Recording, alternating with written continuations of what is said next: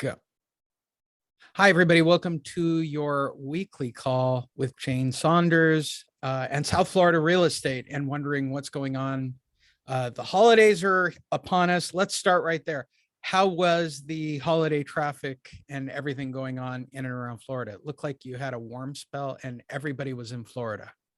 I think everybody was in Florida. I took off and went down to Miami, and it took me 2.5 hours. Traffic was unbelievable, and normally that's about an hour and a half trip. So they were all down here. The whole Northeast came down. I don't blame them. The weather looked particularly nice.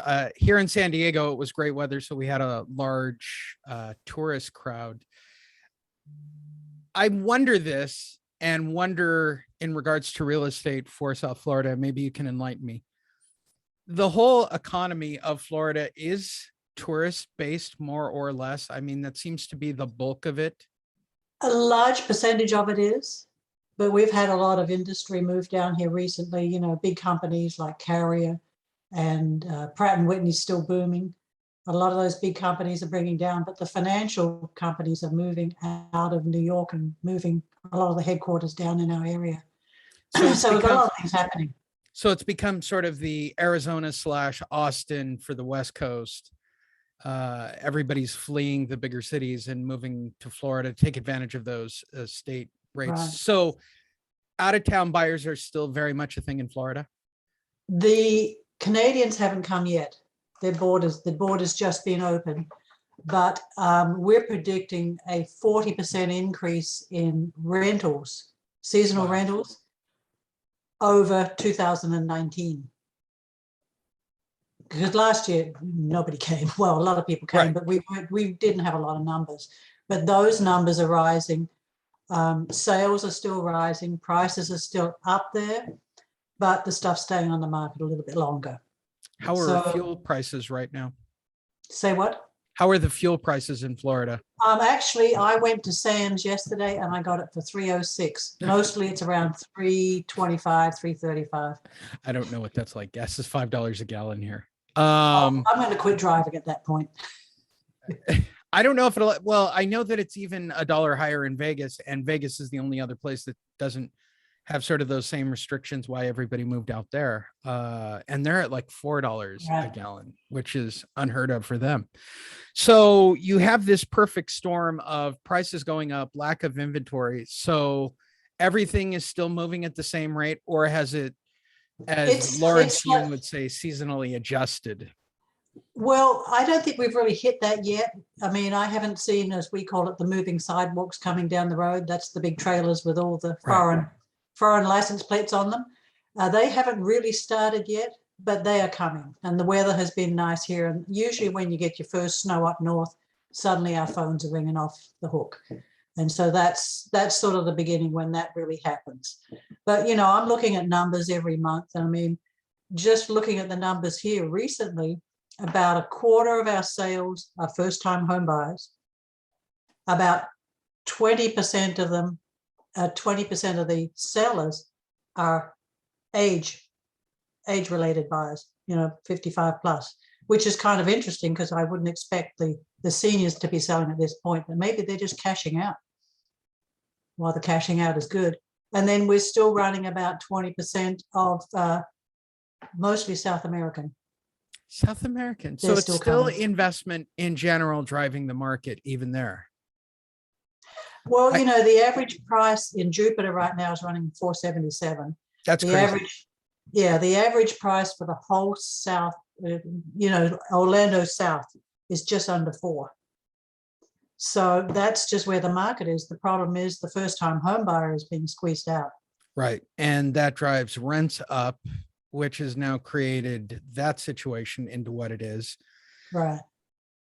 Yeah, and for you, you're much like California. You're not affected by the weather cycles quite as dramatically. You're actually affected the influx of people. Right, right. So your winter really is August when it rains every 3.5 seconds. That's more of the weather for you. That sort of tornado-y. Have you had really difficult winters in Florida? No, we have in the past. This year was actually fairly wet for us unusually wet, but we've had really no storms. I mean, not even a threat of a storm. So, we've made out pretty good this year. So that means for right now, for those wondering, your values are at the peak of the market. Interest rates are at their very lowest they've ever been. Refinancing, cashing out, finding out the options. We were talking about this earlier today. Don't be fooled into a false sense of the holidays right now. If you've missed a payment, you should probably secure that property if you have a sale date or you're having difficulty making payment. From your perspective, you're in a very aggressive foreclosure state at the moment. They are doing everything they can to get renters out and definitely get people out who haven't made payments.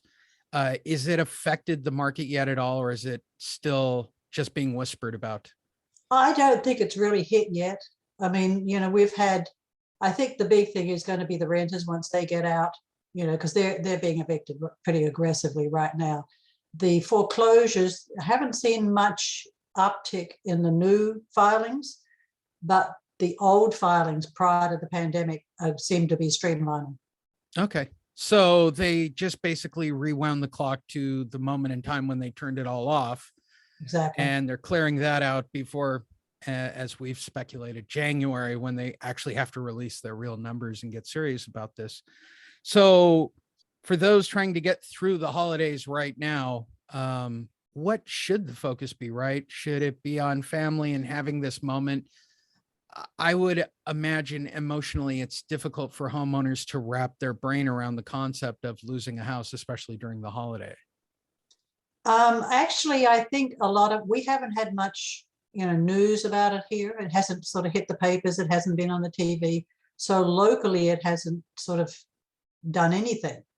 But most of the people, they know that their forbearance is up, and they just seem to think that the bank's going to give them a new loan.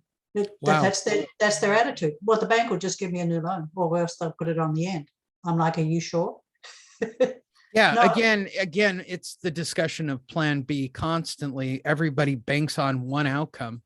It's the failure of all relationships in general. You create an expectation, nobody meets the expectation. And so it destroys that situation completely. And I would imagine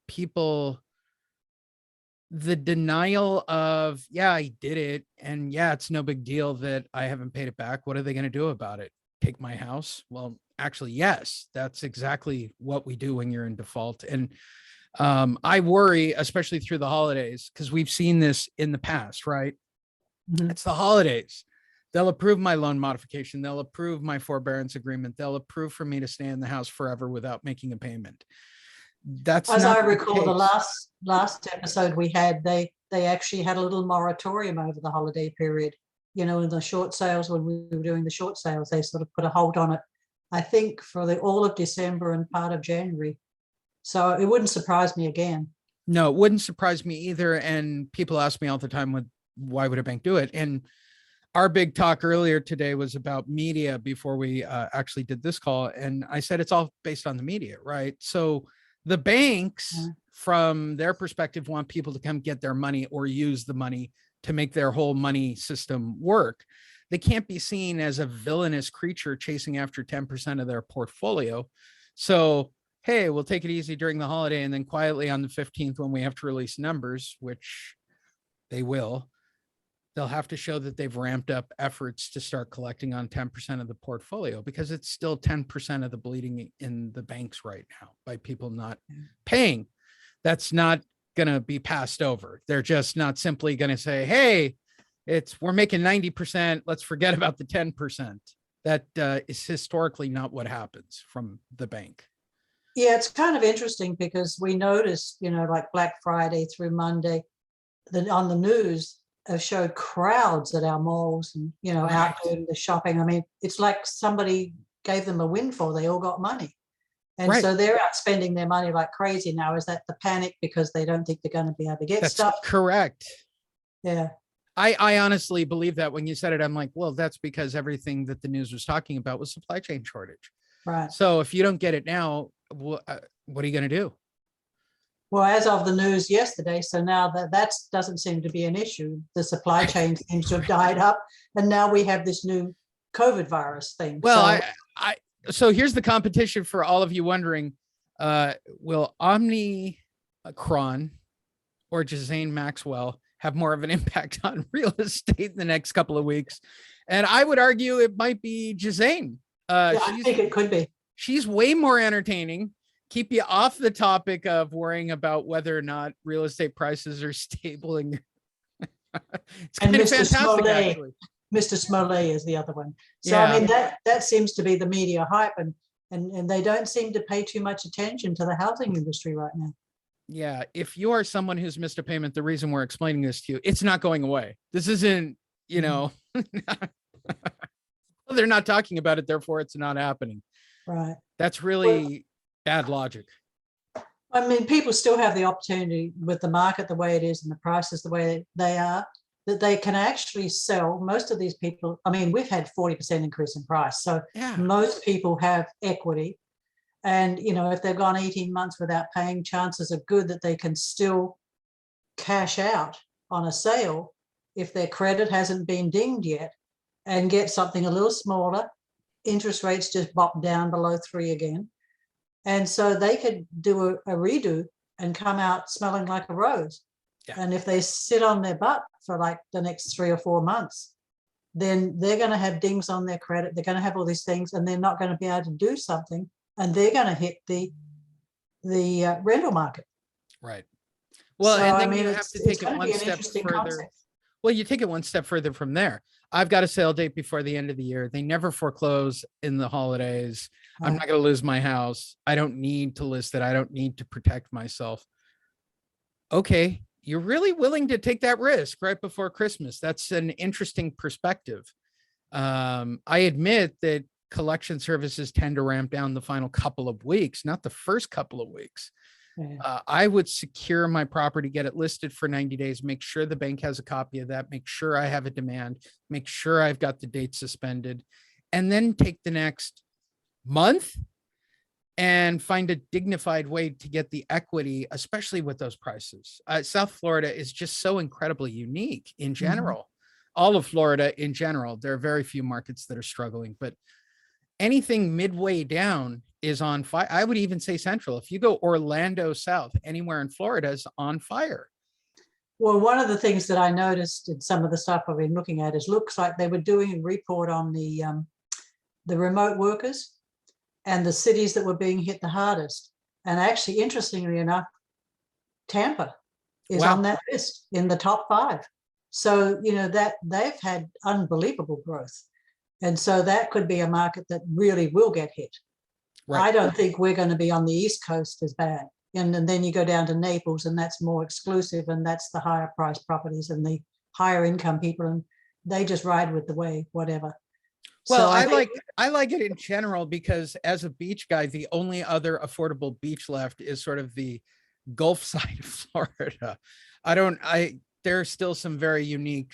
You can have this house for $100,000 on the beach. There's nobody there, right? They're horrible infrastructures, but that is still an attainable thing. And I don't think people understand that. I live here in San Diego, and for a long time I lived on the coast, which people thought was expensive. Mm-hmm. Not all coastlines are the same. Not all coastlines are the same. They have the same view, but it's what are the infrastructures? What's the crime rate? What are the quality of schools? And you need a very qualified real estate professional, especially in Florida, to know the difference between that side and the other side. How long have you been doing this? In Florida? Yeah. I came down from Virginia. I came down in 92. Wow. So I've been doing it in Florida since then. I came right after the first boom bust. Ah, nice. Well, the reason I ask you that, there's something for every budget still if you're buying or selling. Like, forget the fact that we're through the roof on selling the house and those listings, but for people coming into the area, you guys are still every budget, more or less, from about Central Florida south. There's something to fit every budget. Well, no, it's stopping here in California. Southern California is ending. Like, you have to go so far out. Technically you're in California, but you're not really in California anymore. I mean, you're not a part of anything that is, to me, Florida is still one of the few places like, say, Las Vegas, where, okay, you're just outside the city. Yeah, Right. it's not the greatest thing, but you are still there. Florida still has that vibe to me that I'm still a part of Florida. Right. Southern California is officially pricing itself completely out of range for like all the way up to San Francisco. Yeah, I guess you can live in Stockton, but Yeah. nobody's going to do that Yeah. because of the crime rate and the infrastructure. Florida seems to be very well balanced, almost to a degree that it I handles think we'll have everything. some pockets. Do you? Yeah, I think we'll have some pockets. I mean, when you start looking around, I mean, I'm in Martin County, Okay. and we just got voted near Stewart, so it's voted the nicest town in the country. I'm like, oh, okay.